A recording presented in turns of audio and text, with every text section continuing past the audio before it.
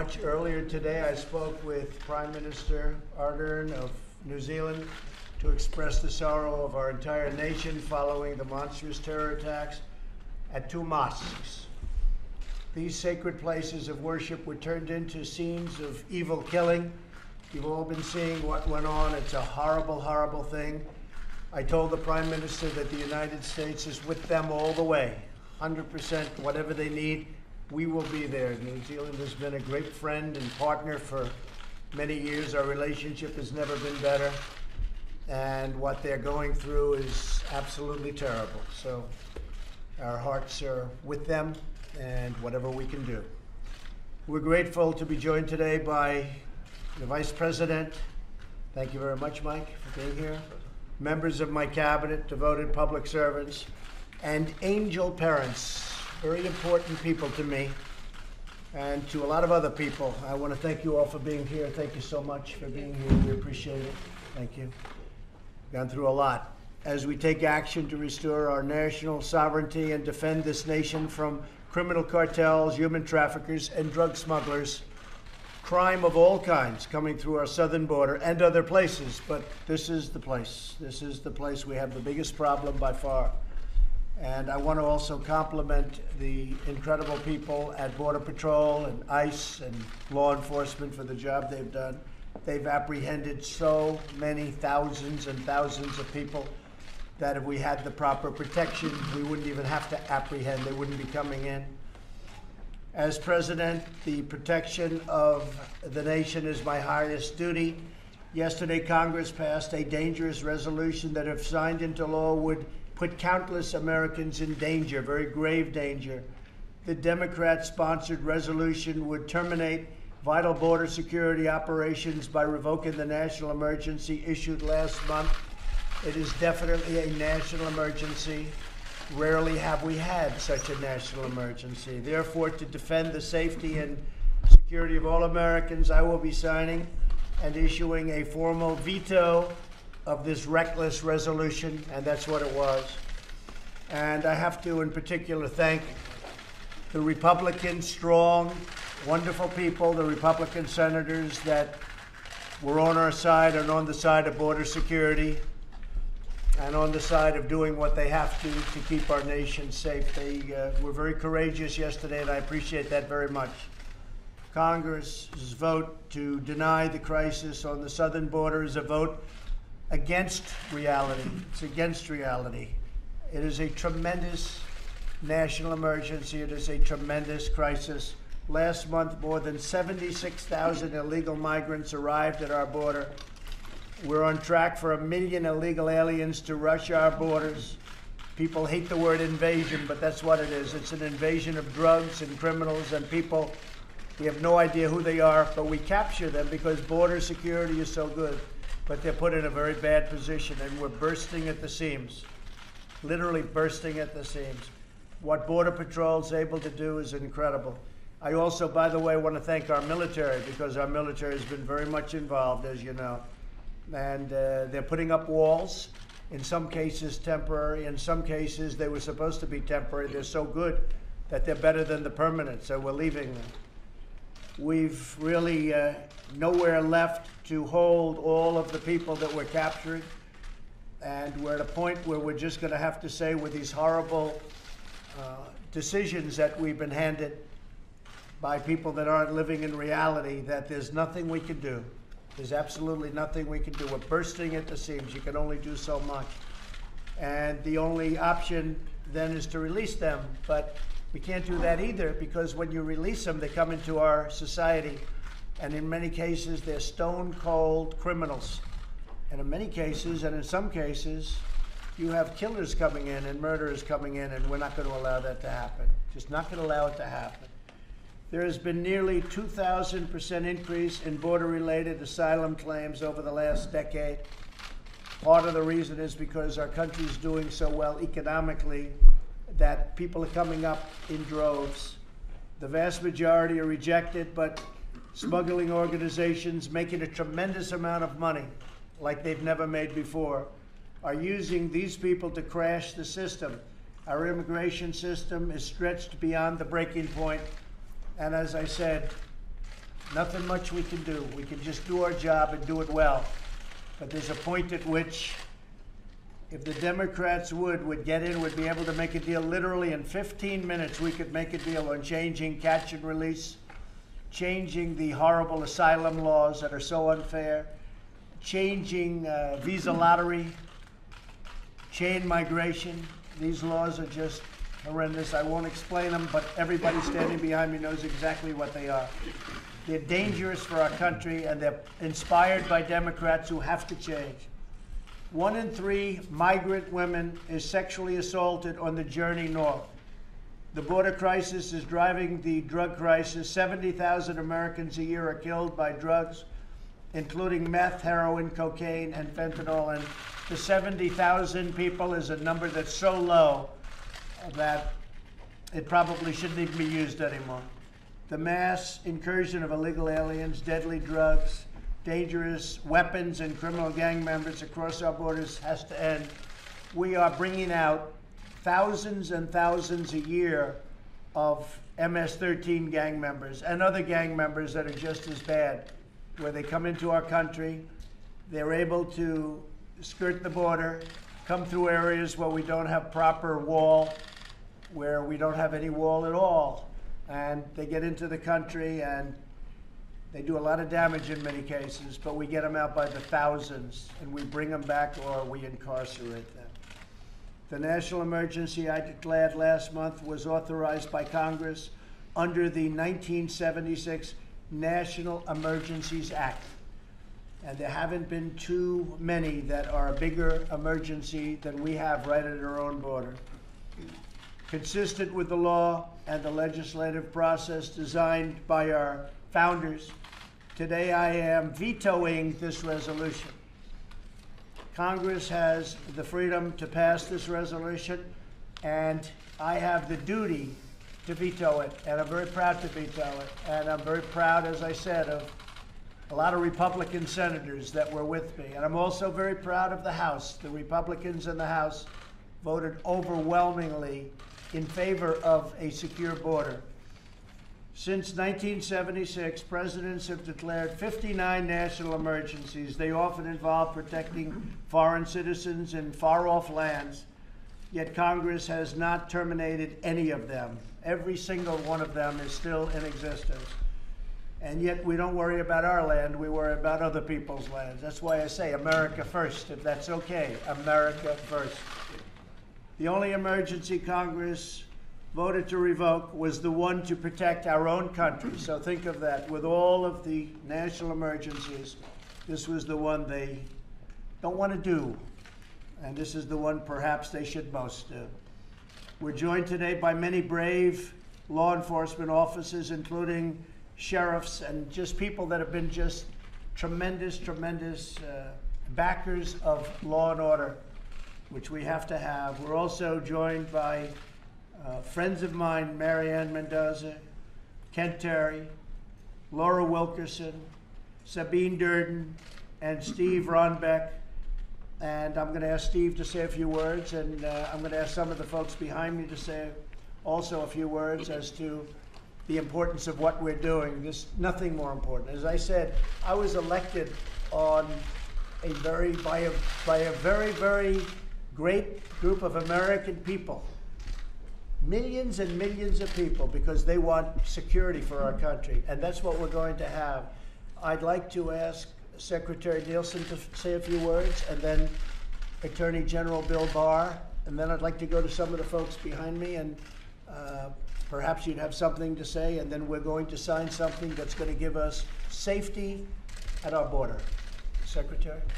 Sir, I just want to thank you and the Vice President for your leadership and your constant support of the brave men and women, not only represented behind you on the very front lines of our country, but of CBP and ICE. The fact that this is an emergency is undeniable. We have not seen this type of flow. As you know, it's predominantly families and children, which means that there's a very unique and dangerous humanitarian crisis at hand, in addition to the security that you just described in your remarks. So we have a duty to know who comes in our country, and we have a duty to ensure that the flow is safe and orderly. That's what you've attempted to do. That's what you've demanded that Congress do. And I just, again, ask Congress to please pay attention. We've given you the facts. The system is breaking. Security is risk, and the very humanitarian protections that we hold dear in this country are at risk in terms of our ability to provide those to vulnerable populations. So, Mr. President, thank you always for your leadership and great support. Thank you very much. Thank you. Bill? Mr. President, your declaration of emergency on the southern border is clearly authorized under the law and consistent with past precedent. As you said, the National Emergencies Act directly authorizes the President, gives broad discretionary authority to the President to identify and respond to emergent circumstances that require a decisive response. And the humanitarian and security crisis we have on the border right now is exactly the kind of emergency that presidents are permitted to address under the National Emergencies Act. As you alluded to yourself, in the past 40 years, there have been 59 emergencies declared. And many of these have dealt with political conditions in countries like Burundi, Sierra Leone, Belarus.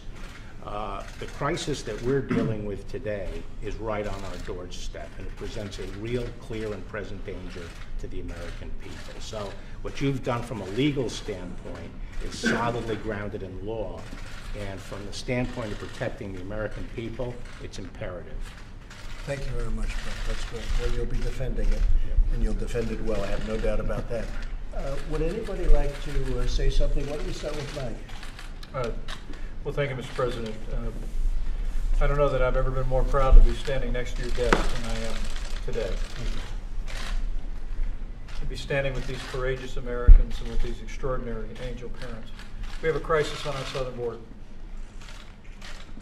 The reality is it's not only a crisis of illegal immigration. The criminal elements are coming across our border. The flow of drugs. Now, drug overdose is the #1 cause of death for Americans under the age of 55. So the crisis on our southern border is a crisis all across this nation. Add in human trafficking and all that comes with this crisis, justify the President's declaration of a national emergency. This is affecting all of the people of the United States.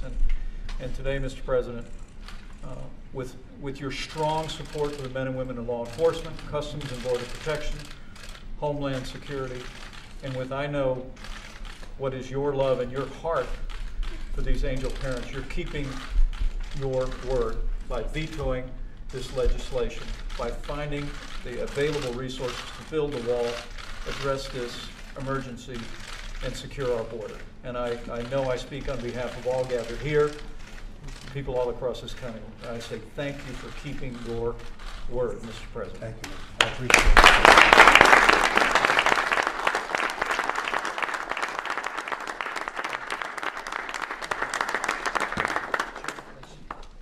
Mr. President, thank you so much for a very necessary veto to support public safety in this country.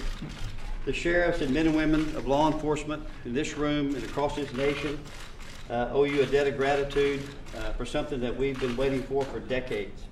Our hats are off to you again, sir. It's an honor to be here. It's an honor for sheriffs to be involved in this. It's an honor for law enforcement as we fight the drug trade every day in this country and all the things that go along in our business and our profession from an insecure border. So again, sincerely, we thank you, sir. Thank you very much. Thank you for being there with me all the way.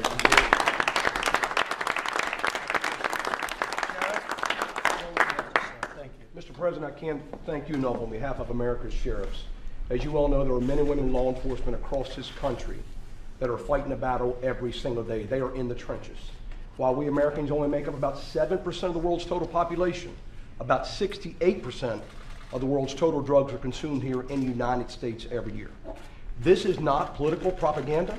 We have a dire crisis on our southwest border, and America's sheriffs stand behind the President of the United States 100%. He has had our back, he's had the Americans' back, and we stand behind you silently for what you're doing here today. This is unprecedented for a president to take this type of action. And we commend you, we applaud you, and I salute you, sir. Thank you very much.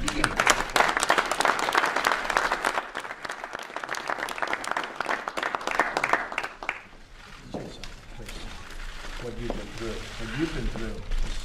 My son was killed in 2014 by a repeat illegal alien criminal allowed to stay in this country. He was a police officer in Mesa, Arizona.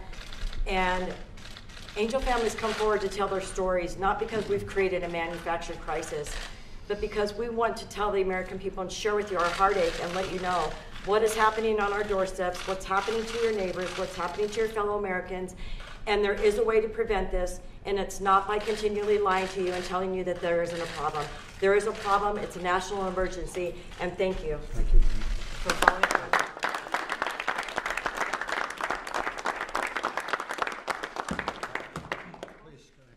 Mr. President, I echo the sentiments. Thank you for all the support. This has been something we're not used to for the last several years, to have this kind of support. This is what we say in Arizona is this isn't about immigration anymore. This is about drug trafficking and human trafficking into this country. If you care about human rights, you should absolutely care about border security. Human beings their rights are being violated on that border every day. And I know I speak on behalf of the Arizona Border Sheriffs that I challenge our congressmen and women and senators to come down and see firsthand what we're dealing with. See it for yourselves before you cast your vote. And you'll see that we are dealing with a crisis, and we're fighting every day alongside our federal partners, our local partners, sheriff's offices to take care of this. So thank you, Mr. President. Thank you. Thank you. Great job. Mr. President, I've been a sheriff for 21 years, and I've been dealing with Congress for 21 years on this issue of immigration. A lot of people have listened over 21 years, but Mr. President, you are the first person who's taken action. And you have given us back our footing in law enforcement, but you've also given the American people back what they deserve, which is to be protected. And signing this today, I can't tell you how much it means to all of us in law enforcement. But importantly, Mr. President, when I hear people say, this is all manufactured, it's all this and that, no, it's not. In my county alone, one city, we have, on average, on second shift in our hospital in Bedford, Massachusetts, 15 to 20 overdoses on second shift every day. And this is going on, that's one example that's happening all over the country. But Mr. President, you have stood up and you've taken the action. And the American people are behind you, we're behind you, and thank you and God bless you for what you're doing. Sheriff. Thank you, man. Tom Murphy? Tom? Where's Thomas? You had a horrible ordeal that you just went through with your son. Mr. President, I'd like to tell you and tell the public that if you don't think it can happen to you or your family, I have a quick story. Yeah. I've been with the state police for over 30 years, working narcotics and gang task forces and supervised those for 22 years. My son grew up with depression issues and some mental health concerns. He's self-medicated with marijuana. At 18, and his father, me, had him arrested a few times along the way. When he turned 18, he moved out the day of his birthday when he turned 18 years old because he knew Dad had rules, and one was no drugs in the house. He moved out, stayed with some friends, got a job. He had a work-related injury where he severed 4 fingers, and he was introduced to opioids. So he was battling 2 things, actually, mental illness and the opioid addiction. Afterwards, he finally came to me, and for the first time in his life, he said he needed help. We sent him to a rehab facility for only 30 days because that's what our insurance would pay for at that time. He came out of rehab, everything was fine for approximately 3 months. The craving was too much for him. He got a hold of some heroin that was laced with fentanyl, and he died on December 13th, 2017. So I'm here to say, as far as stigma goes and narcotics, and it's not going to happen to me, it's not going to happen to my family. My father's a retired minister of 45 years. My sister is in the medical field. My brother's in law enforcement. No one even smokes in our family. No one's ever been arrested. It happened to me, it happened to our family, so it can happen. That's how horrific and addictive this drug is. So anything you can do to help us and families like us is greatly appreciated. He's coming through the southern border, folks, all through the southern border. Thank you very much. Mr. President, thank you very much, sir. This is the first real step in confronting the heroin drug crisis in this country. We're going to make real strides after this.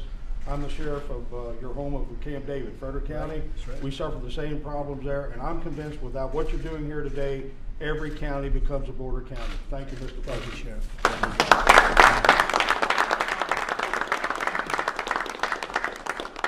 So let's get this sons, right? When we had the other ones, right? And we said they will not have died in vain. And I told you that a long time ago. You told me that 4 years ago. Right, when we first met. Yes, On the 4 years campaign. ago. Yes. When they said, oh, Trump's not gonna win. You said Trump was gonna win, and I said, and they will not have died in vain, That's right? right, you told me. And that's true. I say it today with even more meaning. It was a big step.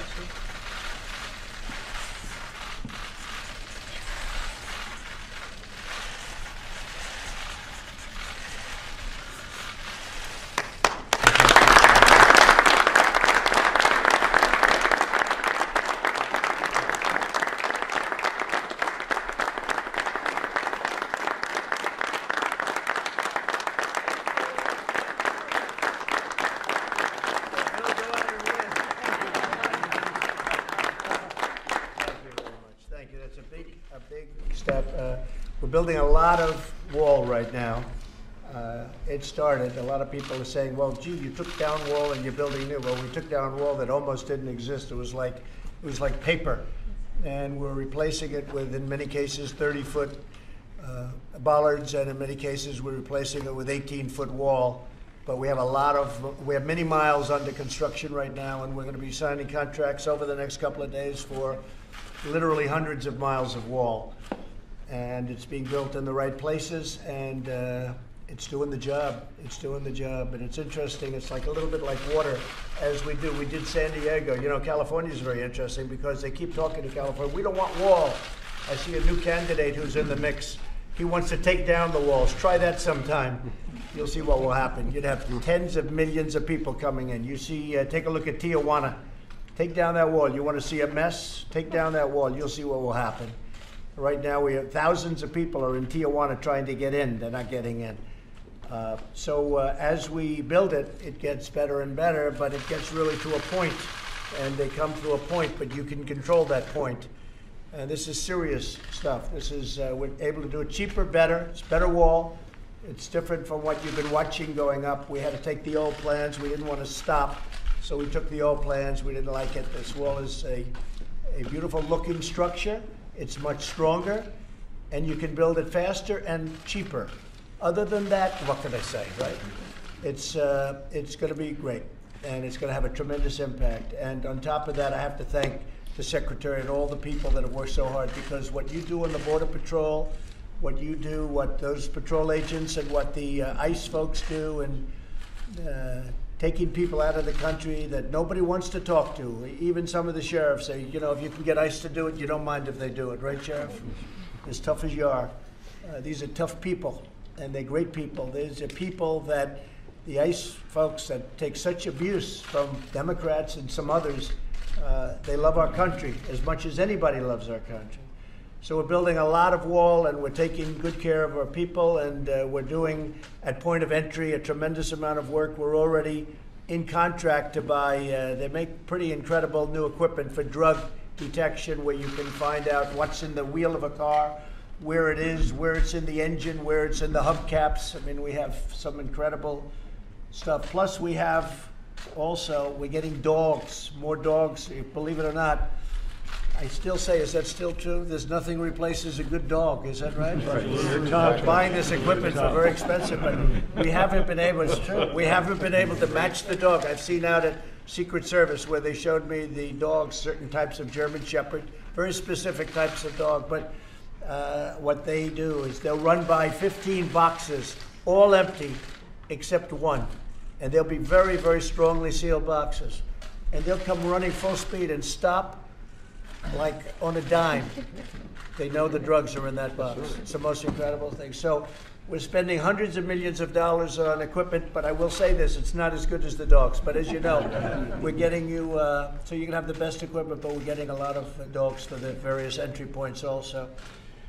So with that, I just want to thank everybody for being here. In particular, I want to thank you folks, because you have been, and please say hello to all of your friends that have been with us really from day one. What you've gone through is unthinkable, and I appreciate it. And you're strong people. You're strong and you're proud, and your kids are, you know, looking down on you right now, and they're very proud of their moms and their dads. You know that, right? They're very proud.